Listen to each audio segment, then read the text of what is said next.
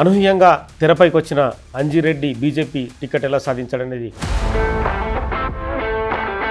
BRS be టీమ్గా పనిచేయడం వల్లనే అంజిరెడ్డి గెలిచారనేది 80% ఇది ఒకటే సీట్ గెలుస్తామని ఒకటే సీట్లో వాళ్ళు కాంటెస్ట్ చేయడం జరిగింది. Congress candidate and BSP candidate ఇది ఇద్దరు కాంగ్రెస్ టికెట్ అడిగింది. బీఆర్ఎస్ పని అయిపోయినట్టు అనేది వాళ్ళ గురించి మాట్లాడుకోం వేస్ట్. లక్ష్మణ్, కిషన్ రెడ్డి, రఘునందన్ ముగ్గురు ఆశీస్సుల వల్లే మీకు టికెట్ వచ్చిందని చెప్పి సహకరించినందుకే టికెట్ రావడం జరిగింది. ఈ ప్రాంతానికి మెట్రో కనెక్టివిటీ కూడా కాంగ్రెస్ ప్రభుత్వం ఈ మధ్య చేస్తున్నట్టుగా ఉంది. దాన్ని పడంచేగా చేసినందుకు సంతోషం పడుతున్నాం. బీజేపీ పార్టీలో మీ గాడ్ ఫాదర్ ఎవరు? గాడ్ ఫాదర్ మోదీ గారే. బీజేపీలో కొంత ఆధిపత్య పోరు నడుస్తుందనేది బయట ఆరోపణ. అవన్నీ ఏంటంటే Congress culture. Welcome to Big TV. Graduate ఎన్నికల్లో ఘన విజయం సాధించిన అంజిరెడ్డి ప్రస్తుతం బిగ్ టీవీ స్టూడియోలో ఉన్నారు. ఎన్నికల్లో విజయం సాధించడానికి గల కారణాలేంటి, అనూహ్యంగా తెరపైకి వచ్చిన అంజిరెడ్డి బీజేపీ టికెట్ ఎలా సాధించాడనేది ప్రస్తుతం అంజిరెడ్డితో మాట్లాడదాం. నమస్తే అండి. సో గ్రాడ్యుయేట్ ఎన్నికల్లో ఘన విజయం సాధించారు. అనూహ్య రీతిలో బీజేపీ నుంచి మీరు గెలిచిన పరిస్థితి, అటు కాంగ్రెస్ని ఇటు బీఆర్ఎస్ని రెండింటిని బోల్తా కొట్టించి బీజేపీ అభ్యర్థిగా మీరు ఎమ్మెల్సీ ఎన్నికల్లో విజయం సాధించారు. మీ రియాక్షన్ ఏంటి? కాంగ్రెస్ వాళ్ళు 3 సీట్లకు రెండు సీట్లు ఎక్కడ నిలబెట్టలేదు. ఒక సీటు నిలబెట్టి 80%లో మేము గెలుస్తామని క్యాండిడేట్గా పెట్టడం జరిగింది. దానికి మంత్రులు, గవర్నమెంట్ ఆలేదే ఉంది, ముఖ్యమంత్రి 3 మీటింగ్లు పెట్టారు, నిజామాబాద్, కరీంనగర్, మంచిర్యాల. ఇవన్నీ మీరు ఆలోచించుకోండి. భారతీయ జనతా పార్టీ ఎంత స్ట్రాంగ్గా ఉంది. తర్వాత భారతీయ జనతా పార్టీతో పాటు రాకేష్, సృజిత్ వీళ్ళందరూ టీం కిట పెట్టాను. వీళ్ళు ఎంత స్ట్రాంగ్గా తీసుకురంటే 80% ఇది ఒకటే సీట్ గెలుస్తామని ఒకటే సీట్లో వాళ్ళు కాంటెస్ట్ చేయడం జరిగింది. దాన్ని బట్టి మీరు ఆలోచించుకోవాలి. ఏంటంటే మేము 25 పవారి ఎప్పుడైతే వేసినామో ప్రతి ఓటర్ను కలవడం జరిగింది. దగ్గర 15,000 మందిని 25 ప్రభారి వేసి ఓటర్ కలవడం జరిగింది. ఓటర్ కలిసిన తర్వాత భారతీయ జనతా పార్టీ మీద నమ్మకం పెట్టుకొని నరేంద్ర మోడీ గారు చేసిన ఏదైతే పనులు ఉన్నాయో నరేంద్ర మోడీ గారు నమ్మకం పెట్టి ఇక్కడ కిషన్ రెడ్డి గారు, రథసారథి కిషన్ రెడ్డి గారు, తర్వాత మంత్రులు, ఎంపీలు, ఎమ్మెల్యేలు అందరూ ప్రతి ఒక్కరి మీద భారతీయ జనతా పార్టీ ఎవరైతే కాంగ్రెస్ పార్టీ ఇచ్చిన హామీలు నిరుద్యోగుల విషయంలో తీసుకుంటే వృత్తి ఇస్తా అని చెప్పి ఇంతవరకు వృత్తి ఇవ్వలేదు. రాహుల్ గాంధీ గారితో చెప్పేసి 56,000 అకౌంట్లు వేసినా కానీ ఓటు అడగమని చెప్పినాం. అదేవిధంగా ఏదైతే 6 గ్యారెంటీలు ఉన్నాయో 6 గ్యారెంటీలు ఒక గ్యారెంటీ చేసి 6 గ్యారెంటీస్ 420 హామీలు ఏవైతే ఉన్నాయో ఎక్కడ నెరవేర్చిన దాఖలాలు లేవు. వాళ్ళు ఏమంటారంటే బీజేపీ, బీఆర్ఎస్ అని పుకార్లు లేపారు. ఎప్పుడైతే భారతీయ జనతా పార్టీ సింగిల్గానే పోతుంది, ఎవరితో అటాచ్ కాలేంతవరకు. గతంలో కూడా కాంగ్రెస్, బీజేపీ, బీఆర్ఎస్ వాళ్ళు, టీఆర్ఎస్ వాళ్ళు అలయన్స్ అయ్యి సీట్లు తీసుకొని వాళ్ళు కుమ్మక్కయ్యారు అంతే తప్ప కానీ మేము ఎక్కడ కుమ్మక్క కాలే, ఎవరితో కాలే. ఇంకొకటి ఏంటంటే ఎవరైతే ఇంతకుముందు గతంలో క్యాండిడేట్స్ ఉన్నారో ఇప్పుడు ఈ BJP Congress candidate and BSP candidate వీళ్ళిద్దరు కాంగ్రెస్ టికెట్ అడిగింది. ఒకరు కాంగ్రెస్ టికెట్ ఇచ్చి ఇంకొకరు కాంగ్రెస్ టికెట్ రాకపోతే మళ్ళీ బీఆర్ఎస్కి వారు, బీజేపీకి వారు, మళ్ళీ తర్వాత బీఎస్పీ టికెట్ తీసుకురు. వాళ్ళిద్దరు ఒకటి. అంతేకాని మేము సింగిల్గా ఒకటి ఏంటంటే ఇది ఛాలెంజింగ్గా ఉత్తర తెలంగాణలో ఏవైతే ఉన్నాయో దగ్గర 40% ఏ సింగిల్ ఎమ్మెల్యే కాదు 42 కాన్స్టిట్యున్సీ ఏవైతే ఉన్నాయో 6 పార్లమెంట్ సీట్లు, 42 అసెంబ్లీ కాన్స్టిట్యున్సీలు, ఉమ్మడి 4 జిల్లాలు. భారతీయ జనతా పార్టీ వైపు మొత్తం గాలి వీస్తుంది. మేధావులు ఎవరైతే ఉన్నారో మేధావులందరూ చాలా ఆలోచించి ఓటేస్తారు. వాళ్ళు రాబోయే రోజుల్లో వీళ్ళకి ఏంటంటే బుద్ధి చెప్పాలని ఆలోచించే ఓటేశారు. ఎంత ఆలోచించి ఓటేశారు. ప్రతి ఒక్కరు నిరుద్యోగులు ఎవరైతే ఉన్నారో వాళ్ళకు 2 లక్షల ఉద్యోగాలు ఇస్తామని చెప్పారు, వాళ్ళకి ఇవ్వలేరు. గత ప్రభుత్వం ఏదైతే ఉందో ఇచ్చిన ఉద్యోగాలు స్లోగా నడిపించుకుంటూ పోతారు అంతే తప్ప కానీ ఎక్కడ ఉద్యోగాలు ఇచ్చిన దాఖలాలు లేవు. ఎంప్లాయీస్ విషయంలో తీసుకుంటే డిఏలో 6 డిఏల్లో 1 డిఏ ఇచ్చారు, 5 డిఏలు పెండింగ్ ఉన్నాయి. అది అంతకన్నా గొప్ప విషయం ఏంటంటే కనీసం సరెండర్ వాల్యూస్ గవర్నమెంట్ ఎంప్లాయీస్ ఎవరైతే ఉన్నారో సరెండర్ లీవ్స్ కూడా 1,00,000 నుంచి 3 లక్షల రూపాయలు అమౌంట్ రావాలి, వాళ్ళు ఇస్తలేరు. రిటైర్డ్ ఎంప్లాయీస్ ఎవరైతే ఉన్నారో రిటైర్మెంట్ బెనిఫిట్స్ గిట్ట ఇస్తలేరు, కోర్టుకు పోయి తీసుకొచ్చిన దాఖలాలని. మొత్తం 13 జిల్లాల్లో 42 కాన్స్టిట్యున్సీలని మీరు కవర్ చేసిన పరిస్థితి. సో గ్రాడ్యుయేట్ ఎమ్మెల్సీగా మీ విజయం ఓకే, కానీ గ్రాడ్యుయేట్స్కి అంజిరెడ్డి ఏం చేయబోతున్నాడు? ప్రతి ఒక్కరు గ్రాడ్యుయేట్స్కి ఇది చేస్తాం అది చేస్తాం వస్తున్నారు, తర్వాత రాజకీయ నేతగా వాళ్ళు మార్పులు చెందుతున్నారు, రాజకీయ నేతగా చలమని అవుతున్నారు. కానీ గ్రాడ్యుయేట్స్గా మీకంటూ ఒక వ్యూహం ఉందా? ఒకటి అదే ఇప్పుడు బీఆర్ఎస్ వచ్చింది, ఇది నిధులు నియామకాలు మీద వచ్చింది. నిధులు తెలంగాణ ఉద్యమం మీద తెలంగాణ నీళ్లు నియామకాలు నీళ్ళు అయితే నిధులు, వచ్చేసి నీళ్లు, నియామకాలు. నిధులు నియామకాలు కావాలి. నియామకాల విషయంలో ప్రతి ఒక్కరూ బాగా వెయిటింగ్ చేస్తూ ఉన్నారు. అన్నెసరీ ఫాల్స్ కమిట్మెంట్ ఇచ్చేసి చేస్తూ ఉన్నారు.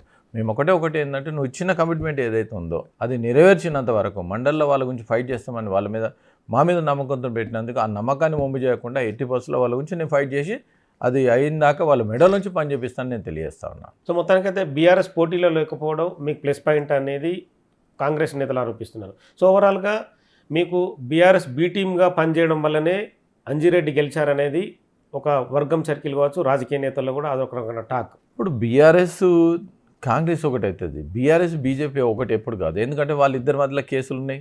వాళ్ళ కేసులు ఏమేమైనా మీరు అందరూ చూసిరు, ఎవరితోనో అలయన్స్ ఉన్నారో ఎవరితోనో ఉన్నారో తెలుసు. వాళ్ళిద్దరు మీరు ఒకటి చూసుకోండి. యాక్చువల్ ఏంటంటే బీఎస్పీ క్యాండిడేట్ కాంగ్రెస్ క్యాండిడేట్ ఒకటే ఉన్నప్పుడు లాస్ట్ మినిట్లో ఎవరు సపోర్ట్ చేసారు? వాళ్ళు బీఎస్పీ క్యాండిడేట్ సపోర్ట్ చేసారు. మరి మాకెందుకు సపోర్ట్ చేయలేము? మేము ఒకటి అన్నప్పుడు మాకు సపోర్ట్ చేయొచ్చు కదా. కానీ సపోర్ట్ కాదు కదా, నిజము బయటపడ్డది కదా. ఆడలేక మధ్యలో ఏదో అన్నట్టు ఆటోమేటిక్ ఏంటంటే వాళ్ళు ఆ సైడ్ ఉన్నారు. ఆ సైడ్ ఉన్నప్పుడు మనకు సంబంధం లేదు వాళ్ళతో. మాకు ఎవరితో పొత్తు లేదు. పొత్తు లేకున్నా కానీ మేము ఇండివిజువల్గా గెలవడానికి ఇండివిజువల్గా మా పార్టీ ఎంత స్ట్రాంగ్ ఉందో మీరు ఆలోచించి మీరు చూసారు. యాక్చువల్ మా ప్రతి ఎవరైతే ఎమ్మెల్యేలు ఉన్నారో, ఎంపీలు ఉన్నారో, మినిస్టర్లు ఉన్నారో, రాష్ట్రసభ మెంబర్లు ఉన్నారో, ప్రతి ఒక్కరు వాళ్ళ ఇక్కడ ఉన్న లోకల్ కాన్స్టిట్యున్సీ ఎమ్మెల్యేలైనా ఎంపీలైనా, ఇప్పుడు 4 ఎంపీలు ఉన్నారు. 4 ఎంపీల్లో బండి సంజయ్ గారు మినిస్టర్ గారు, ఆయన అదేవిధంగా అరవింద్ గారు 2 సార్లు గెలిచారు. అదేవిధంగా నగేష్ గారు గతంలో ఆయన మినిస్టర్ చేసిండు, ఎమ్మెల్యే చేసిండు. ఇక్కడ రఘునందన్ గారు, ఈ 4 ఎంపీలు ఎవరైతే ఉన్నారో మా పార్లమెంట్లో మేము 80% మెజార్టీ ఇస్తాను కమిట్మెంట్ ఇవ్వడం జరిగింది. ఎమ్మెల్యేల విషయంలో తీసుకుంటే ఏలైటి మహేశ్వర్ రెడ్డి గారు, ఆయన ఎల్పీ లీడర్. అదేవిధంగా పాయల్ శంకర్ గారు డిప్యూటీ ఎల్పీ లీడర్. తర్వాత పాల్వాయి హరీష్ గారు. ఇక్కడ చూస్తే నీకు రామారావు పటేల్ గారు. తర్వాత ధన్పాల్ సూర్యనారాయణ గారు. తర్వాత ఇన్ఛార్జు మాకు ఎలక్షన్ దానికి ఇన్ఛార్జు వెంకటరమణారెడ్డి గారు. ఎవ్వరికి వాళ్ళు ప్రతి ఒక్కరు కష్టపడి పనిచేసి భారతీయ జనతా పార్టీని ఈసారికి మనం గెలిచిన రాబోయే రోజుల్లో మాకు గవర్నమెంట్ వస్తుంది. 80% భారతీయ జనతా పార్టీ గాలి వైపు వేడుస్తుంది. అన్నిటికన్నా మేధాలు ఒకటి అడిగారు, అవినీతి లేకుండా ఉన్నది అంటే భారతీయ జనతా పార్టీ. రాబోయే రోజుల్లో డెవలప్మెంట్ యాక్టివిటీస్ కావాలంటే మన రాష్ట్రం బాగుపడాలంటే భారతీయ జనతా పార్టీ రావాలి. దేశంలో ఏ విధంగా అవుతుందో ఆ విధంగా రావాలంటే భారతీయ జనతా పార్టీ రావాలని 100% వేసారు. ఇంకొకటి మోస్ట్ ఇంపార్టెంట్ ఏంటంటే, మేము గతంలో చేసిన సేవలు ఏవైతే ఉన్నాయో అందరు సేవలు గుర్తించారు. పార్టీ పటిష్టంగా ఉంది. పార్టీని గుర్తించి మాకు వేసినందుకు వాళ్ళకందరికీ నేను ధన్యవాదాలు చేస్తున్నాను. ఓటర్స్ ఏ విధంగా సెలెక్ట్ చేశారంటే ఆ విధంగా సెలెక్ట్ చేయడం జరిగింది. తెలంగాణలో అంటే మీ గెలుపు కావచ్చు, మల్క కొంబయ్య కావచ్చు, నల్గొండలో శ్రీపాల్ రెడ్డి కావచ్చు, అంటే బీఆర్ఎస్ పని అయిపోయినట్టు అనేది అంటే మీ రాజకీయ అనుభవాన్ని బట్టి ఏం చెప్పదలుచుకున్నారు? ఒకటి బీఆర్ఎస్ అయితే పోటీలు నిలబెట్టలేదు. పోటీలు నిలబెట్టింది ఎవరు? కాంగ్రెస్ పార్టీ. మరి పోటీలు నిలబెట్ట గురించి వాళ్ళ గురించి మేము ఎందుకు మాట్లాడతాం?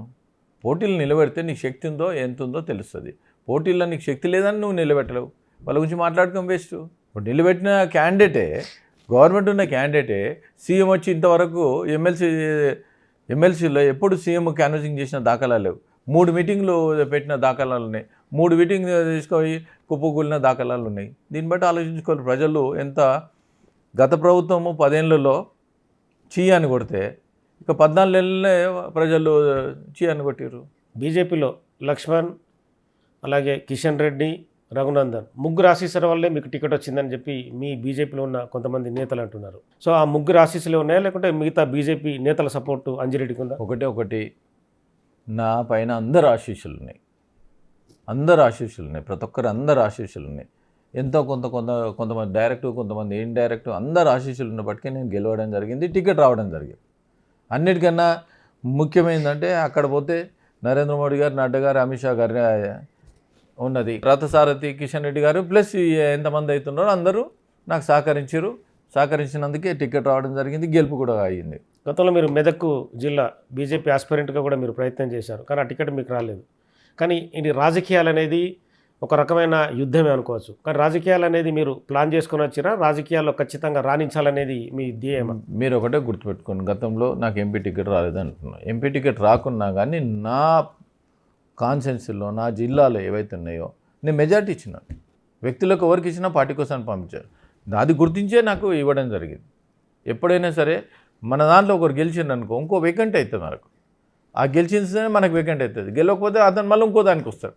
అందుకోసానికి ఎవరికి ఇచ్చినా కానీ పార్టీకి పనిచేస్తాను, హార్ట్ఫుల్గా పనిచేస్తాను, మా కాన్స్టిట్యున్సీలో 80% మెజార్టీ తెప్పిస్తాం. ఒక గ్రాడ్యుయేట్గా ఇప్పుడున్న రాజకీయాలపైన మీ అభిప్రాయం ఏంటి? రాజకీయాలు కూడా మారాల్సిన అవసరం ఏమైనా కనిపిస్తుందా ఇప్పుడున్న పరిస్థితులను బట్టి? ఒకటి ఏంటంటే రాజకీయాలు ప్రతి ఒక్కరు ఆశించేది ఏంటంటే ఇన్ఫ్రాస్ట్రక్చర్ డెవలప్మెంట్. మీరు చూడండి, నేషనల్ హైవే ఈరోజు నేను ఆదిలాబాద్ పోతున్నాను, ఒక 3 అవర్స్లో పోగలుగుతాం. గతంలో ఒక రోజు పడుతుండే.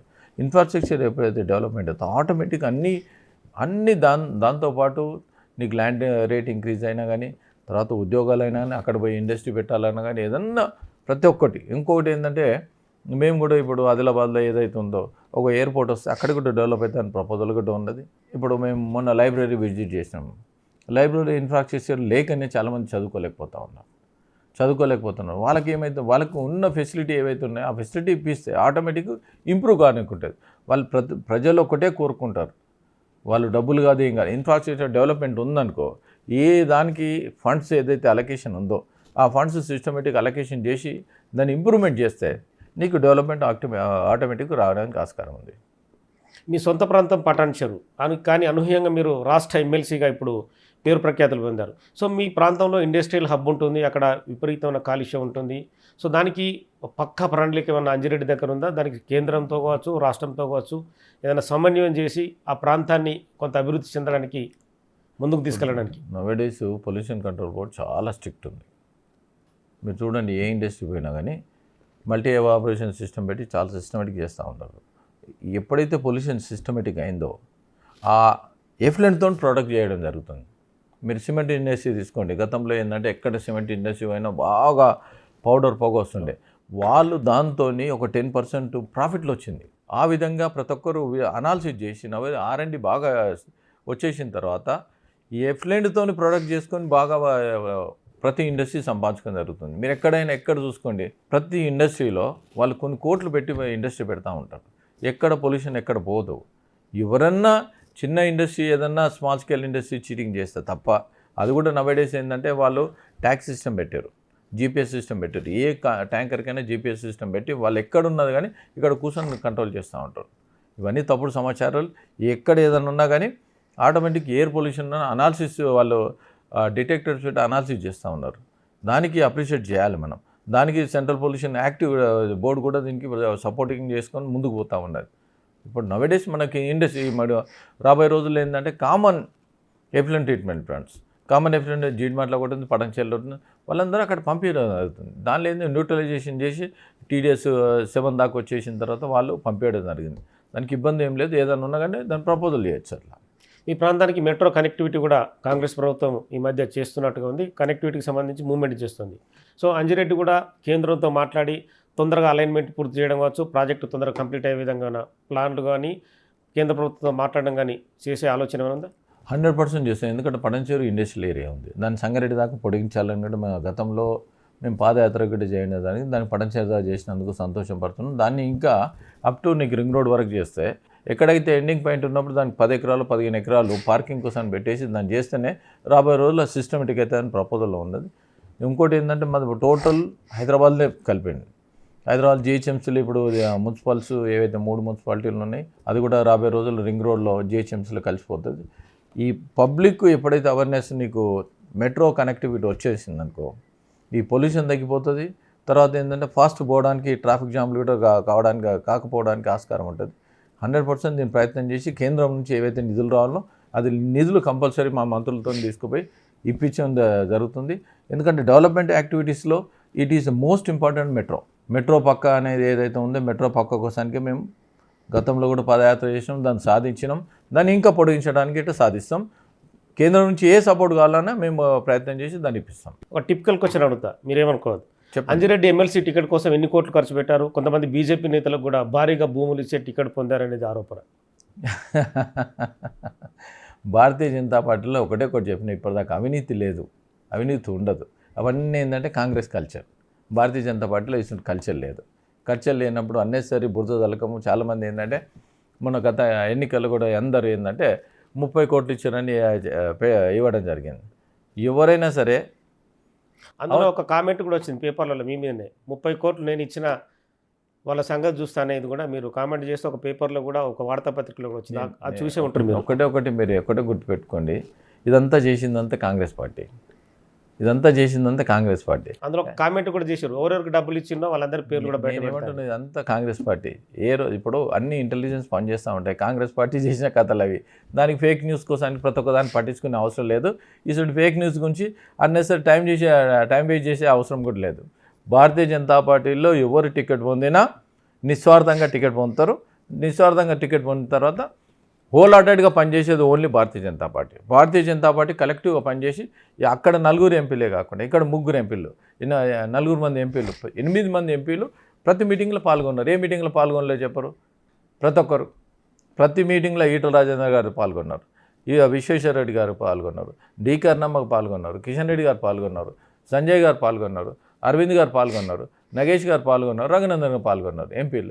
ఎమ్మెల్యేల విషయాన్ని తీసుకుంటే ఒక రాజాసింగ్ గారు లేక మిగతా 7 మంది ఎమ్మెల్యేలు, 7 మంది ఎమ్మెల్యేలు ప్రతి ఒక్కరు పాల్గొన్నారు. వాళ్ళు కలెక్టివ్గా పనిచేసారు. ఇన్ఛార్జీలు ఎవరైతే ఉన్నారో రామచంద్రరావు గారైనా, రామచంద్రరెడ్డి గారైనా, లేకుంటే పాయల్ శంకర్ గారైనా, లేకుంటే వెంకటరామరెడ్డి గారు, వీళ్ళు ఇన్ఛార్జ్ ఇచ్చారు. మిగతా వాళ్ళందరూ పనిచేశారు. ఎవరు పని చేయలేరు చెప్పండి? అంటే ఎమ్మెల్సీ ఎన్నికలకు ముందు మీ పార్టీ నేతలు మీ పైన కొంత నెగిటివ్ ప్రచారం ఎందుకు వచ్చింది? ఆ నెగిటివ్ ప్రచారం ఏమని నెగిటివ్ ప్రచారం అంటే అంజిరెడ్డికి టికెట్ ఎందుకు ఇస్తున్నారనే నెగిటివ్ ఒకటి అది ఓన్లీ ఏంటంటే సోషల్ మీడియా పుకారు అంతే. ఇది సోషల్ మీడియా పుకారు అంతే. కొంతమంది ప్రయత్నించే ప్రతి ఒక్కరు ఒక సీట్ కోసం వాస్తవాలు మీకు కూడా తెలిసి ఉంటాయి కదా. నేను ఏమంటున్నా, చాలామంది సోషల్ మీడియా పుకారు అంతే తప్ప మిగతా మీరు ఒకటే ఆలోచించుకోవాలి. ఏంటంటే 4-5 ప్రయత్నం చేశారు, తప్పేం లేదు, ప్రయత్నం చేశారు. ఎప్పుడైతే గట్టి పోటీ మేము గెలవగలుగుతాం అంటే భారతీయ జనతా పార్టీ గెలవగలుగుతుంటే పోటీ ఎక్కువ ఉంటుంది. పోటీ ఎక్కువ ఉన్న దానికి వాళ్ళు అనాలిసిస్ చేసి ఎవరి బాగుంటుంది, ఎవరికి అనాలిసిస్ అధిష్టానం ఒక టికెట్ ఇచ్చారంటే ఎన్నో యాంగిల్స్లో, వాళ్ళ సర్వే యాంగిల్స్లో, ఎన్నో యాంగిల్స్లో చూసే టికెట్ ఇస్తారు. బీజేపీ పార్టీలో మీ గాడ్ ఫాదర్ ఎవరు? గాడ్ ఫాదర్ మోదీ గారే. అంటే తెలంగాణలో కూడా గాడ్ ఫాదర్ అంటే ఒకరు ఉండాలి కదా. అరే రాష్ట్ర అధ్యక్షులు ఎవరైతారో వాళ్ళే గాడ్ ఫాదర్ ఉంటారు. ఎవరికి వాళ్ళే గాడ్ ఫాదర్. రాష్ట్ర అధ్యక్షులు ఎవరు ఉంటారు? అందరు గాడ్ ఫాదర్లే, ప్రతి ఒక్కరు గాడ్ ఫాదర్లే. దానికి ఏం లేదు. ఇప్పుడు దీంట్లో కాంగ్రెస్ పార్టీ లేక వర్గాలు లేవు. దీంట్లో ఒకటే ఒక వర్గం ఏంటంటే భారతీయ జనతా పార్టీ రాష్ట్ర అధ్యక్షులు ఎవరైతే ఉంటో వాళ్ళ వర్గం ఉంటారు. శాసనమండలిలో మొదటిసారి అడుగు పెట్టబోతున్నారు. రాజకీయ సమస్యలు కావచ్చు, సామాజిక కావచ్చు, ప్రజల సమస్యలు కావచ్చు, ఏదైనా సరే గలాన్ని వినిపించడంలో అంజిరెడ్డి ముందుంటాడా? 100% నిస్వార్థంగా పనిచేసినప్పుడు ఏదైనా గలాన్ని వినిపించడానికి రెడీ ఉంటాం. రెడీ ఉండడానికి ప్రజల సమస్యల కోసానికి మేము పోటుపడడానికి ఎన్నో సమస్యలు ఏవైతే ఉన్నాయో అన్ని సమస్యల కోసానికి పోరాటం చేసినాం, స్ట్రైక్ చేసినాం, రాస్తారోకో చేసినాం. చేసినప్పుడు మనకు 10 వచ్చిన తర్వాత ఇంకా ముందుకు తీసుకుపోయే బాధ్యత నా పైన ఇంకా పెరిగింది. ఆ పెరిగినప్పుడు 80% ప్రజలకు ఏదైతే కావాలనో అది 100% చేయడానికి రెడీ ఉంటాం. దానికి ఇబ్బంది ఏం లేదు. ఎమ్మెల్సీగా పోటీ చేశారు, ఫస్ట్ టైం మీరు ఎమ్మెల్సీగా గెలిచిన పరిస్థితి. నెక్స్ట్ పొలిటికల్ టార్గెట్ ఏంటి మీది? అంత పొలిటికల్ టార్గెట్ ఇవన్నీ ఏముండేవి మనకు. పార్టీ ఆదేశించి ఏ పని చేయమంటే పార్టీ ఆదేశానికి అనుకూలంగానే పని చేయడానికి రెడీ ఉంటాం. అంతేగాని సొంత ఎజెండా ఏముండదు. పార్టీ ఈరోజు పోటీ చేయమన్నారు. మొన్న చూడు మీరు యాక్చువల్ మన ఎంపీలు అందరూ ఏం చేశారు? ఎమ్మెల్యేగా పోటీ చేయమన్నారు, చేసిరా లేదా? ఎంపీ ఉన్నాక కూడా ఇప్పుడు 4 ఇప్పుడు అరవింద్ గారు పోటీ చేశారు, సంజయ్ గారు పోటీ చేశారు. మరి పోటీ చేసిరా లేదా? ఎంపీ ఉన్నాక పార్టీ ఆదేశాల మేరకు ఏం పని చేయమంటే ఆ పని చేయడానికి రెడీ ఉంటాం. పార్టీ ఒక సిస్టమేటిక్ పార్టీ, అవినీతి లేని పార్టీ. వాళ్ళ అధిష్టానం ఏది టైం ఇచ్చినాక ఏది పని చేయమంటే ఆ పని చేయడానికి రెడీ ఉంటాం. చాలా భావజాలాలు బీజేపీలో ఉంటాయి, ఆర్ఎస్ఎస్ గ్రౌండ్లో పనిచేస్తుంది. సో అంజిరెడ్డి వాటన్నిటికి అలవాటు పడే అవకాశం ఉందా? నేను ఆర్ఎస్ఎస్ క్యాండిడేట్. నేను శాఖకు పోయినాను. నేను శాఖలు దగ్గర 10 సంవత్సరాలు ఉన్నాను. ఏబీపీ క్యాండిడేటు ఇవన్నీ నాకు. నేను ఎప్పటి నుంచో గతంలో శాఖలనే పనిచేసినాను, ఏబీపీలో పనిచేసినాను. అన్ని భావజాలు నాకు తెలుసు. బీజేపీలో కొంత ఆధిపత్య పోరు నడుస్తుందనేది బయట ఆరోపణ. అంటే ప్రెసిడెంట్ పదవి కోసం కావచ్చు, రకరకాల ఇష్యూస్ కావచ్చు. సో అంజిరెడ్డి అబ్జర్వేషన్లో అంటే గ్రూప్ వర్గాల మధ్య అంజిరెడ్డి ఇరుక్కుంటాడా, లేకుంటే పార్టీ సమన్వయం చేసే దిశగా అంజిరెడ్డి అందులో ఉంటాడా? ఒకటి ఏంటంటే ప్రయత్నం చేసిన తప్పేం లేదు. ప్రతి ఒక్కరు ఒక్కో రూట్లో ప్రయత్నం చేస్తూ ఉంటారు. ఎవరు వచ్చినా భారతీయ జనతా పార్టీ వర్గమే. ఎవరు వచ్చినా భారతీయ జనతా పార్టీ వర్గమే. వాళ్ళతో పనిచేయడానికి రెడీ ఉన్నా. ఈరోజు కిషన్ రెడ్డి గారు ఉన్నారు. కిషన్ రెడ్డి గారితో పనిచేసిన రేపు పొద్దున ఇంకోరికి వచ్చినా కానీ వాళ్ళతో పనిచేయడానికి ఇస్తాను. వాళ్ళు నాకే ఏ పని అప్పచెప్పినా కానీ నిస్వార్థంగా పనిచేయడానికి నేను రెడీ ఉంటాను. నెక్స్ట్ మీ పార్టీలో బీజేపీ రాష్ట్ర అధ్యక్షుడు ఎవరైతారని మీ ఆలోచన? ఇప్పటికైతే అందరూ పోటీలో ఉన్నారు. పోటీలో ఉన్న వాళ్ళు అందరూ ఉన్నారు.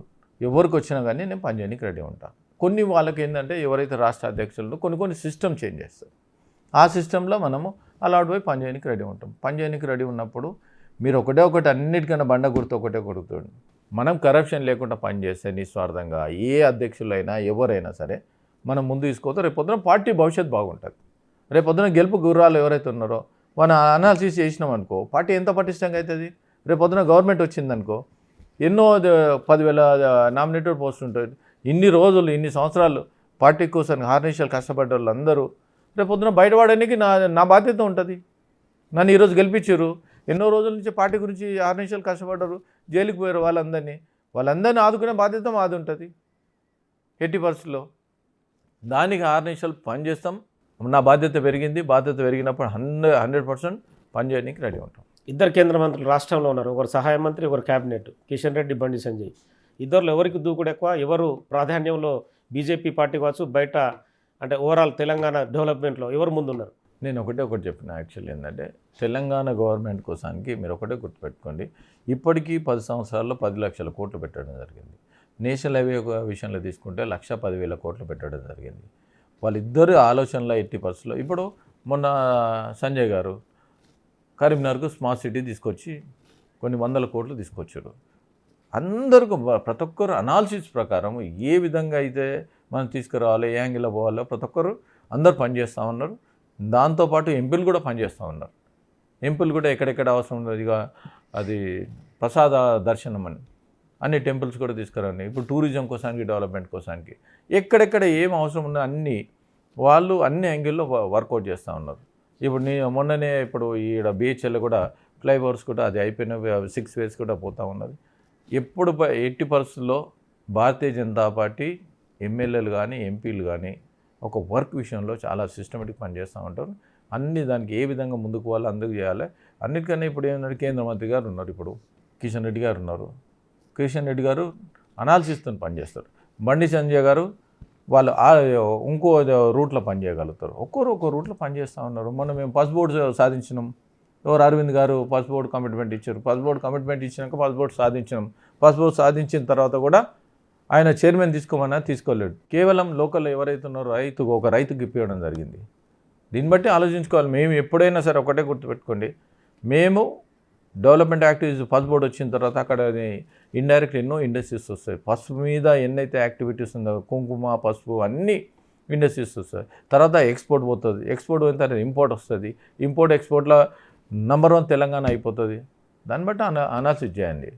ఇందాక మీరు కేంద్ర మంత్రి కిషన్ రెడ్డి అనాలిసిస్ చేస్తున్నారు. అదే కేంద్ర మంత్రి కిషన్ రెడ్డి రాష్ట్రానికి నిధులు వచ్చే విషయంలో అడ్డుకుంటున్నాడు, అభివృద్ధి అనేది ఆపుతున్నాడు అనేది కాంగ్రెస్ పార్టీ ఆరోపిస్తుంది. డైరెక్ట్గా ముఖ్యమంత్రి కిషన్ రెడ్డికి లెటర్ రాసిన పరిస్థితి. మీ అబ్జర్వేషన్లో ఒక గ్రాడ్యుయేట్గా, ఒక రాజకీయ నేతగా మీరు అడుగు పెడుతున్న ఒకటి గుర్తుపెట్టుకోండి. కేంద్రము ఏదైతే నిధులు ఇస్తుందో మ్యాచింగ్ గ్రాంట్ ఇచ్చుకుంటా వీళ్ళు పనిచేయాలి. మ్యాచింగ్ గ్రాంట్ ఇచ్చుకుంటా పనిచేయాలి. ఎవరు ఆపనికి వీలు లేదు. అవి ఎవరు ఒక్కసారి అనాలిసిస్ శాంక్షన్ అయిన తర్వాత నోబడీ కెన్ స్టాప్. ఈ వీళ్ళు చేసిన తప్పులకు వీళ్ళు మాట్లాడుకుంటూ చేసుకుంటే ఎక్కడెక్కడ స్టాప్ అయింది చెప్పండి, పలానా దగ్గర స్టాప్ అయింది చెప్పండి, రండి నా ఎంబడి కావాలంటే కిషన్ రెడ్డి గారితో మాట్లాడుతున్నాను, ఎక్కడా స్టాప్ లేదు.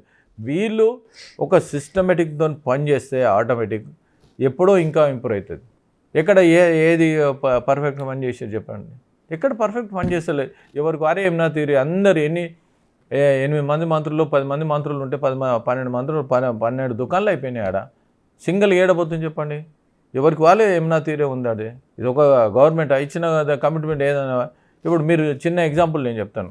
గతంలో డిప్యూటీ సీఎం గారు ఏమన్నారు, మాది 1895 డిసెంబర్ 28 రోజు మా ఆవిర్భావ దినోత్సవం ఉంది, డిసెంబర్ 28 రోజు రైతు కూలీలకు 12,000 ఇస్తానని చెప్పండి. వేసిండా చెప్పండి, వేసిండా? ఎందుకన్నాడు? ఎవరన్నా అడిగారా? ఎవరు అడగలేరు. డిసెంబర్ 28 రోజు ఆయనే ఫైనాన్స్ మినిస్టర్ ఉండు కంపల్సరీ ఇస్తాను వేయలేడు.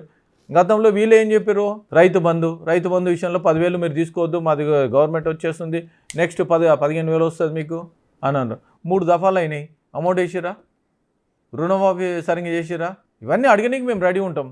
మీరు ఇచ్చిన కమిట్మెంట్గా మేమైతే ఎవరు అడగలేం కదా. అదేవిధంగా మీరు చూడండి, యాక్చువల్ ఓల్డ్ ఏజ్ పింఛన్ 4,000 చెప్పారు, గవర్నమెంట్ ఎప్పుడు వచ్చింది, ఇది వచ్చిన తర్వాత అక్కడ గవర్నమెంట్ వచ్చిన తర్వాత వాళ్ళు 4,000 ఇస్తారు కదా. మరి మన ధనిక రాష్ట్రమే కదా, ఎందుకు ఇవ్వలేకపోతారు అంటే మీరు పాలన చూసుకోండి. యాక్చువల్ ఏదైనా బడ్జెట్ విషయంలో తీసుకున్నా, పాలన విషయంలో తీసుకున్నా పక్క రాష్ట్ర వాళ్ళు ఇస్తలేవు. సర్వశిక్ష అభిమానం ఏదైతే ఉందో వాళ్ళు 30 రోజులు స్ట్రైక్ చేశారు. పక్క రాష్ట్రం తీసుకుంటే ఇంకా 6,000 రూపాయలు, ఇంకా వాళ్ళకి శాలరీ ఎక్కువ ఉంది. ఇంకా కొన్ని రాష్ట్రాల్లో వాళ్ళకి పర్మనెంట్ చేయరండి. దానిలో ఏంటంటే విద్యా మిషన్లో గవర్నమెంట్, సెంట్రల్ గవర్నమెంట్ 60% అమౌంట్ ఇస్తుంది, ఎందుకు మ్యాచింగ్ గ్రాంట్ ఇచ్చి ఇవ్వలేకపోతున్నావు? అదే విషయంలో మళ్ళీ ఇంకోటి degree contract lecturers, junior contract lecturers, MTS అని ఒకటి ఉంది, మినిమం టైం స్కేల్, అదన్నా చేసిరా, చేయలేరు. హైకోర్టు జడ్జిమెంట్ ఇచ్చారు. హైకోర్టు జడ్జిమెంట్ ఏమైనా ఇచ్చింది, ఉన్నోళ్ళను అట్లనే ఉంచేసి మిగతా వాళ్ళని తీసుకోమని చెప్పారు. మళ్ళీ నోటిఫికేషన్ ఇస్తాను. వాళ్ళ భయభ్రాంతులు ఎందుకు చేయాలి? గతంలో మీరే మాట ఇచ్చారు ఏమని, ఉన్నోళ్ళని పర్మనెంట్ చేస్తా అని చెప్పారు, ఎందుకు చేయలేకపోయారు? నేషనల్ హెల్త్ మిషన్ దాంట్లో తీసుకొని 510 జీవోలో కొంతమందిని ఇంప్లీట్ చేసి కొంతమంది ఇంప్లీట్ చేయలేకపోయారు. ఆదిలాబాద్ విషయంలో తీసుకుంటే ఉమ్మడి ఆంధ్రప్రదేశ్లో ఒక జీవో ఉంది. జీవో అదే వెనుకబడిన ప్రాంతం ఏదైతే ఉందో వాళ్ళని పర్మనెంట్ చేయాలి. ఓ 10 లక్షల రూపాయలు ఎక్కువ అవుతుంది. వాళ్ళు అది కరోనా టైంలో ప్రాణాలు అడ్డుపెట్టి పనిచేసారు. 10 లక్షల రూపాయలు నీకు తెలియవా? వాళ్ళని పర్మనెంట్ చేస్తే అయిపోతావు కదా. ఎంత ప్రతి ఒక్కరిని అన్ని రంగాల్లో ఇబ్బంది పెడతా ఉన్నావు. నువ్వు ఇచ్చిన కమిట్మెంటే ఫుల్ఫిల్ చేస్తలేవు. ఇవన్నీ అడుగుతాం మేము, అడగడానికే ఉన్నాం మేము. మీరు ఇచ్చిన కమిట్మెంట్ లేదుతోనే అడగడానికి ఉన్నావు, లేవనెత్తుతాం. వాళ్ళకు ప్రాబ్లం సాల్వ్ అయిందాక మేము పనిచేస్తాం. ఓకే, ఫైనల్ క్వశ్చన్ అంటే అంజిరెడ్డి 13 జిల్లాలు 42 నియోజకవర్గాల్లో అభివృద్ధిని చేయడం కోసం కృషి చేస్తుంటాడు. ప్రజలకు మీరేం చెప్పదలుచుకున్నారు? మిమ్మల్ని గెలిపించిన గ్రాడ్యుయేట్లు కావచ్చు, ప్రజలకు కావచ్చు. నేను ఒకటి ఆ రోజు కమిట్మెంట్ ఇచ్చిన ఏంటంటే, నేను శాలరీ తీసుకోను, లైబ్రరీలో అయినా లేదా స్కూల్స్ అయినా కాలేజీలో అయినా అది అమౌంట్ నేను ఇన్వెస్ట్మెంట్ చేస్తానని చెప్పినాను. ఎందుకంటే వాళ్ళు ఎంత ఇబ్బంది పడుతుంది, వాష్రూమ్ లేక చాలా ఇబ్బంది పడుతుంది, త్రాగునీరు లేక చాలా ఇబ్బంది పడుతుంది. కొన్ని స్కూల్స్లో కనీసం కలర్ లేదు, కలర్ కూడా లేదు. ఇవన్నీ మినిమం దానికి నేను వర్కౌట్ చేయడానికి రెడీ అయినాను. తర్వాత ఇంకొకటి ఏంటంటే, మీరు ఒకటి గుర్తుంది, ఇన్ఫ్రాస్ట్రక్చర్ ఎందుకు అన్నాను, వాళ్ళకు ఎప్పుడైతే ప్రతి ఒక్కరు చదవడానికి రెడీ ఉన్నారు, పనిచేయడానికి రెడీ ఉన్నారు, వాళ్ళకి తోవ చూపించాలి బాధ్యత. ఆ తోవ చూపడానికి మేము రెడీ ఉన్నాం. ఎక్కడైతే ఏ యాంగిల్లో అయినా మనకు పనిచేయడానికి రెడీ ఉన్నప్పుడు ఆ యాంగిల్లో 100% వాళ్ళ గురించి నిరుద్యోగుల కోసం పనిచేయడానికి రెడీ ఉన్నాం. వాళ్ళ ఉద్యోగ అవకాశాలు ఎక్కడెక్కడ ఉన్నాయో మెరుగుపరిగి దాని పనిచేయ ఉన్నాయి. నా సెల్ఫ్గా నేనేం చెప్తున్నా అంటే, మేము పడంచేరులో ఒక బిల్డింగ్ కడతా ఉన్నాం. సుమారు 15,000 SFTలో బిల్డింగ్ కట్టేసి స్కిల్ డెవలప్మెంట్ చేసి ఎవరైతే యూత్ ఉన్నారో ఆ యూత్ని అందరినీ స్కిల్ చేసి వాళ్ళకు ఒక 20 లక్షల రూపాయలు ఇన్సూరెన్స్ చేసుకుంటారు. స్టైపెండ్ ఇక్కడికని మేము ప్రొక్యూర్మెంట్ చేసి ఎక్కడ ఏ ఉద్యోగాలకు ఫిట్ అయితే అక్కడ చేస్తూ ఉంటాం. 80%లో మేము ఒక సామెత ఉంది, వడ్డించేటోడు మనవాడు ఉంటే ఏ మూలకైనా వడ్డిస్తారని. పని చేయాలి, పని చేస్తేనే మనకేమైందంటే పైన భగవంతుడు మనకేమైందంటే మనకు ఆశీర్వాదం దొరుకుతుంది. ఇప్పుడు చిన్న ఎగ్జాంపుల్ ఏమైందంటే, మనం గుళ్ళకు పోతాం, గుళ్ళకు పోయిన తర్వాత వాళ్ళు కూర్చుంటారు, అడిగే వాళ్ళు ఉంటారు, మనం వేస్తే వాళ్ళతో మనం రియాక్షన్ రావాలని మనం అనుకో, భగవంతుడు నాకు సాయం చేయాలని ఉద్దేశంతో ఆ సిస్టంలో పోతే నీకు 100% అందరు పని చేయడానికి రెడీ ఉంటారు. గివ్ అండ్ టేక్ పాలసీ ఉండొద్దు, మనకు భగవంతుడు సహాయకారం చేస్తాడని పాలసీ ఉండాలి. ఇంకోటి అన్నిటికన్నా ముఖ్యం, మీరు ఒకటే గుర్తుపెట్టుకోండి, ప్రయాగ్రాజ్ కుంభమేళలో 65 కోట్ల మంది నీకు పోయి స్నానాలు చేసి వచ్చారంటే, మీరు ఇండియా మొత్తం ఆల్మోస్ట్ ఇండియా మొత్తం పోయి ప్రయాగ్రాజ్లో పోయి వచ్చారు. 144 సంవత్సరాలు కొట్టింది. ఎంతవరకు మీరు సమంజసం, ఎంత సిస్టమేటిక్ పనిచేసారు, దాన్ని బట్టి ఆలోచించుకోవాలి. దేశాని కోసం, ధర్మం కోసానికి మోదీ గారు పనిచేస్తూ ఉంటే, ప్రపంచంతో పోటీ పడుతూ ఉంటే, ప్రపంచంతో పోటీ పడినప్పుడు 5వ ఆర్థిక దేశం, రాబోయే రోజుల్లో 3వ ఆర్థిక దేశం తీర్చిదిద్దానికి కమిట్మెంట్ ఇచ్చాడు. మొన్న బడ్జెట్లో 12,75,000 పెట్టిన తర్వాత మేధావులందరూ ఎంత ఆలోచించారు, నా భూతో నా భవిష్యత్తు, ఇన్ని సంవత్సరాలు ఇంత ఇంక్రిమెంట్ చేసిన దాఖలాలనే ప్రతి ఒక్కరికి, నీ ఎంప్లాయీస్ అన్న తీసుకోండి, రిటైర్డ్ ఎంప్లాయీస్ అన్న తీసుకోండి, బిజినెస్ పీపుల్ తీసుకోండి, తర్వాత స్మాల్ స్కేల్ ఇండస్ట్రీ వాళ్ళు తీసుకోండి, ఇన్కమ్ ట్యాక్స్ వాళ్ళు పీపుల్, ప్రతి ఒక్కరికి 1,00,000 నుంచి 1,50,000 రూపాయలు బెనిఫిట్ అయింది. ఇంతవరకు ఎవరైనా చేశారు? అది చేయలేరు. అది దీన్ని బట్టి ఆలోచించుకోవాలి. చేసే గుణం ఉంటే ఆటోమేటిక్ ఇంప్రూవ్ అవుతుంది. నీకు సెంట్రల్ గవర్నమెంట్ విషయంలో తీసుకుంటే 2004 నుంచి 2014 వరకు కేవలం వాళ్ళు 2,80,00,000 ఉద్యోగాలు ఇస్తే 14 to 24 వరకు 18 కోట్ల ఉద్యోగాలు ఇచ్చినాం. నీకు 600% ఎక్కువ ఉద్యోగాలు ఇచ్చినాం. ఎక్కడ ఉన్నాయండి? అందుకోసానికి మనకు ఏంటంటే ఇంప్రూవ్మెంట్. ఇప్పుడు మేక్ ఇన్ ఇండియా తీసుకురు, సెల్ ఫోన్లు బయటకైనా ఇంపోర్ట్ చేస్తూ ఉంటాం, యాపిల్ ఫోన్స్ ఇక్కడికైనా ఇప్పుడు మనము కొన్ని కోట్ల ఎక్స్పోర్ట్ చేస్తూ ఉన్నాయి. ఎంతమందికి ఉద్యోగాలు ఇచ్చినాయి? మన ఇంపోర్ట్ ట్యాక్స్ ఎంత వస్తుంది? దానికి ఇప్పుడు మీరు ఒకటి గుర్తుపెట్టుకోండి, చేసే తత్వం ఉండాలి, ప్లాన్ ఆఫ్ యాక్షన్ తీసుకోండి. మీరు గతంలో వీళ్ళు ఏం చేశారు? ఇప్పుడు మీరు చూసారా, ఇప్పుడు గవర్నమెంట్ వచ్చింది, గవర్నమెంట్ వచ్చి అన్ని 14 ఏళ్ళు అయింది కదా, ఏ ఒక్క ఫ్లైఓవర్స్ కన్నా ఈయన పునాది రాళ్ళు వేసిందా? అండర్ పాస్కి ఎక్కడైనా పునాది రాళ్ళు వేసారా? కొత్త రోడ్ ఎక్కడైనా స్టార్ట్ చేసారా? మరి వీళ్ళ యాక్షన్ ప్లాన్ ఏముంది చెప్పండి. ఎవరు వద్దన్నారు? ఎవరైనా వద్దన్నారా? మీరు వద్దనా? మేము వద్దనా? ఎవరన్నా? అరే ఎంత ట్రాఫిక్ జామ్ అవుతున్నప్పుడు, ట్రాఫిక్ జామ్ ఉన్నప్పుడు నువ్వు ఎక్కడైనా ఇంప్రూవ్మెంట్ చేసినావా? సిగ్గుపోతుంది ఎవరైనా చెప్పుకుంటే. కనీసము మన సిగ్నల్స్ దగ్గర డిజిటల్ సిగ్నేచర్ లేదా? డిజిటల్ సిగ్నల్స్ ఉంటే నీకు వాడు ముందు పోతాడా? సెకండ్స్లో వస్తాయి. సెకండ్స్లో వచ్చినప్పుడు అరే మన సెకండ్ వచ్చింది ఆపుతాం.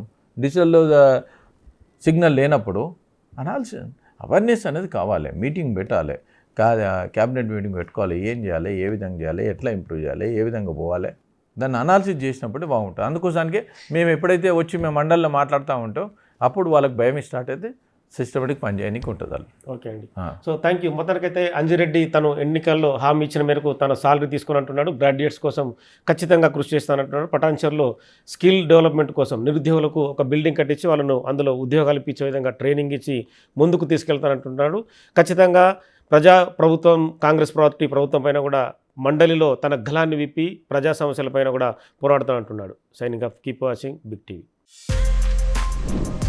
For more videos like this, subscribe Big TV channel.